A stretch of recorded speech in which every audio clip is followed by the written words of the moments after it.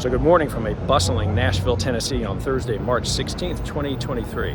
So we've been talking a lot in the past few weeks about the external pressures on commercial aviation that will tend to make that industry want to be smaller in terms of flying than it was pre-COVID based on long-term geopolitical and demographic trends.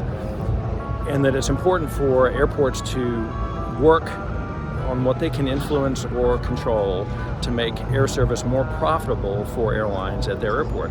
The challenge is that airports don't have any idea how profitable airline service in general or routes in particular are, because airlines aren't very keen on telling airports how profitable that service is. And by the way, if I worked for an airline still, I wouldn't do that either, so I understand it.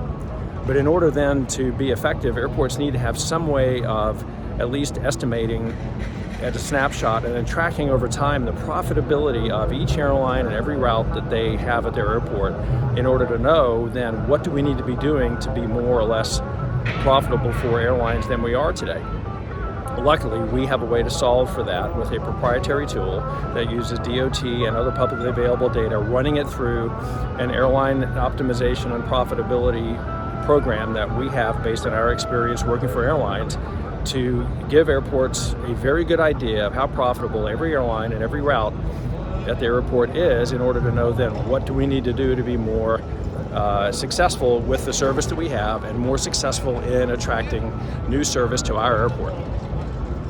For instance, I'm in Nashville today. I'm flying later on today out to Los Angeles, two very strategic markets. Neither of those markets, when we look at them, is in the top fourth of domestically profitable airports in the United States. Nashville's barely in the top third. But these are strategic markets that airlines are going to invest in because of growth and desirability of destinations, but most airports aren't in that situation. So unless you're in Nashville or Los Angeles, where airlines are going to tend to demand a pretty decent exposure to you, irrespective of profitability to a degree, then you need to be focusing on how do you make your airport and your market more profitable. And the first step to doing that is knowing how profitable you are, so that you can then figure out what actions to take. If that sounds like something that makes sense to you, we'd love to talk to you and your airport about how to first baseline or benchmark profitability, and then come up with plans to help make it better in order to help your air service development efforts.